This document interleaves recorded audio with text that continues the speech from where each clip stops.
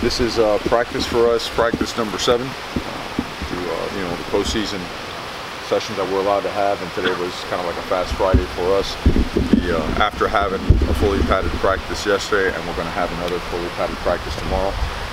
That'll involve a lot of scrimmage-like plays. We're trying to get back into game mode and playing situational football, extended drives, putting ourselves in situations where we feel like we're not rusty. And I think these 7 practices have been really productive.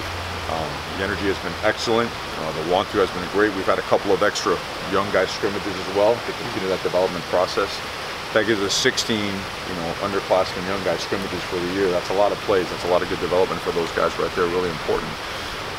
But the focus has been on Michigan State, recognizing that they're an excellent football team, and we got to be our best to be able to have the kind of success that we want. Today, your last practice here. Are these guys going home? What's the schedule for the holidays, and then when you meet back up down there? We're going to practice tomorrow, or a little bit early in the morning, and then after a fully padded practice tomorrow, they're allowed to go home for the holidays, and then we're meeting at the bowl site out the 26th. And on the 26th, we'll go right to our regular Monday routine. We have a 5-day window over there, so we're going to treat it like a Monday through Saturday as opposed to a Sunday through Saturday. So the schedule will be identical to what we do here, minus the 15-minute bus ride to the practice facility.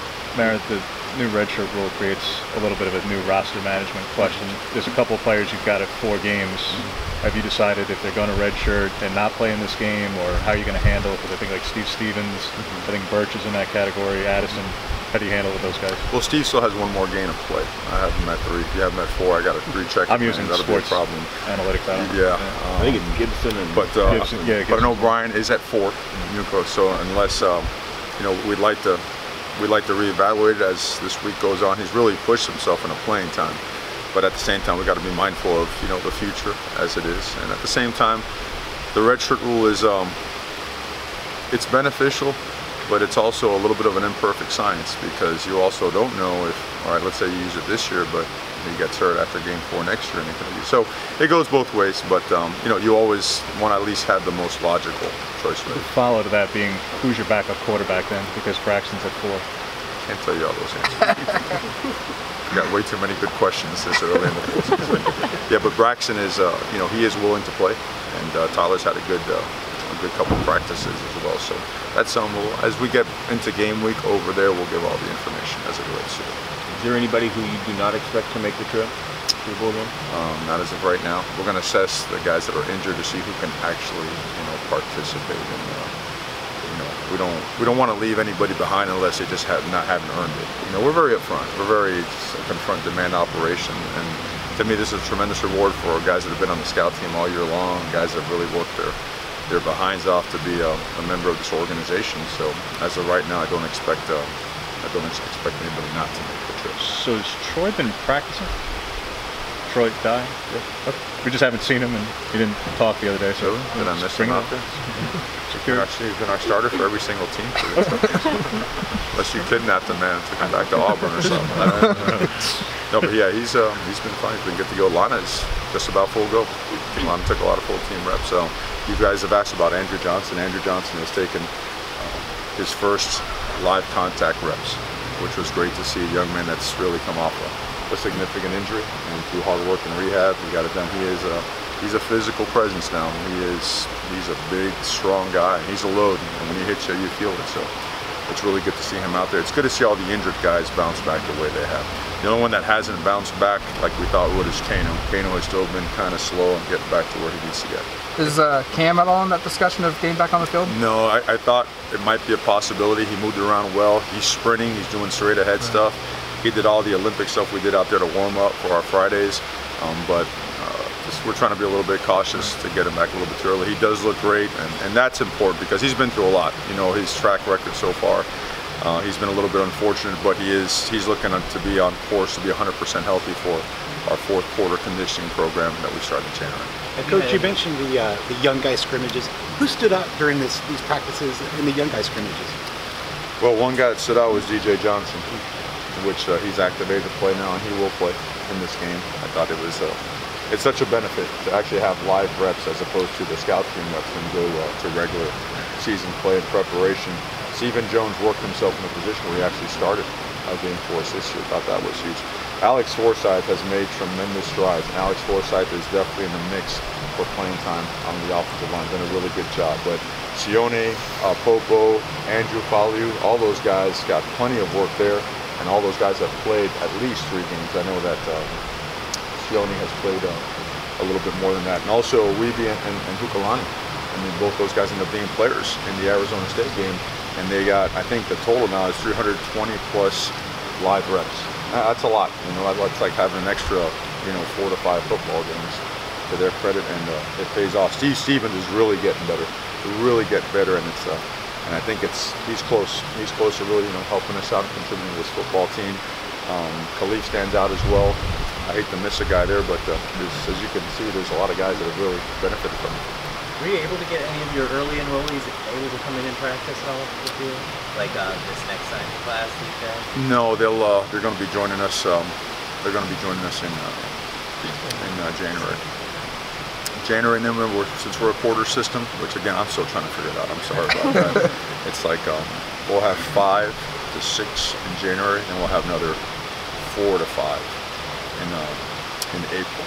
So some will be here for the entire off season, and some will get here practice 5 or 6 of spring ball, which is still extremely beneficial because they get to go through part of spring ball, even though they're going to be a little bit, behind. They'll be able to catch up quickly and then dive right into the second phase of the off-season program. So that's invaluable to get 11 to 12 signees here early. We had the goal to try to get 8, minimum 8, because if you have 4 on each side of the ball here, you got a chance to have a significant impact. We got 11, maybe 12, and who knows, with the second signing period, we might have some more. How much does that impact the team? I know you've just mentioned how much it impacts them individually, but you're almost adding as many guys as you lost from a senior standpoint from this season into spring ball and what you can do in spring ball. No, it's a huge benefit. You could still run your 1s and 2s and 3s as it goes at the same time.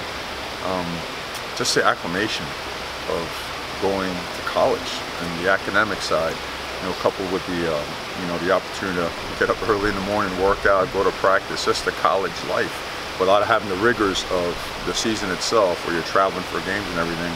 I think it's a tremendous benefit. Now that being said, the way that we do summers now in college football, I mean, you're almost having an entire spring practice in the summer with the way the guys work themselves. But there's no other learning tool like the repetition. And what they're going to get while they're here is a lot of repetition at what they're trying to get better at their craft. So it's an incredible opportunity and advantage, and we'd like to have the entire class here during that time, but we're pretty happy with where we're at. I was going to say, is that something that you actively look for in a recruit when you're trying to figure out who to go after? I think they're actively looking for it. I think prospects and parents are realizing now more than ever that and think about this, the ability to go an extra 2 quarters or an extra semester academically, wow, what a benefit. These guys can now truly graduate in 3 years, 3.5 years. And then if some of them have those NFL opportunities come up, they have a much more settled mind. They have a diploma in hand, right? They could assess their NFL stock and see where it's at. And now you can make a clear-minded, clear-headed decision. So it's valuable. And, the decision to come back and get your master's diploma, graduate studies, which is always such a huge plus and benefit in today's job market and whatnot. So Throckmorton said yesterday he's coming back to school. Just what's your thoughts on getting him back? Is that almost like one of your biggest recruiting wins of the year for that? He's one of the best players in college football at his position. That when he's played 4 positions this year and grade out as high as you could possibly grade out at those positions. Off the charts smart, off the charts physical, talented. I mean, he's hard to find guys like that. So for us, yeah, that's a huge recruiting, absolutely. In terms of the class of 2019, we didn't go over that Wednesday, but like, how many guys are you thinking are left, and then what positions are your positions of focus for those remaining few guys? I think everything's open. I think at this time of year, there are some really good football players out there, and you still want to load up more always at the big guy positions, defensive line. You always want more guys that can be covered or whatnot, but any great player that's a great person that could help this program and we could help them and it's a good fit, we're going to pursue. Mario, that glazed over a little bit because just how lopsided the Civil War was, but Dylan gets suspended for that first quarter and seemed very disengaged on the sideline. If the outcome was different in that game, would have been something a lot of us would be talking about for quite a while. Fans certainly didn't like it that day. how has he reacted and handled things in the month since? Oh, he's done a really good job. I mean, the standards are what they are. I think prior agreements prevent those later misunderstandings, and we just have a way of doing things, and that's something that we don't compromise. I think he's handled it well, and I think he has a clear understanding. And part of this whole college football coaching thing is about teaching. And moments like that are teaching moments for guys. And people sometimes think discipline is all about punishment and whatnot. It's not. Teaching and discipline is about changing a behavior for the better of the individual, of the program, of the team, and certainly that's something that we take a lot of pride in, and we're all systems go with doing. Time for a couple more. A lot of the coaches have been using the word opportunity, and even yesterday Justin said it's such an incredible opportunity to play on such a big field. But can you talk about what a win would mean, just because of your recruiting class finishing so high and kind of this program's upward trend? What a wave that would be to ride into next year.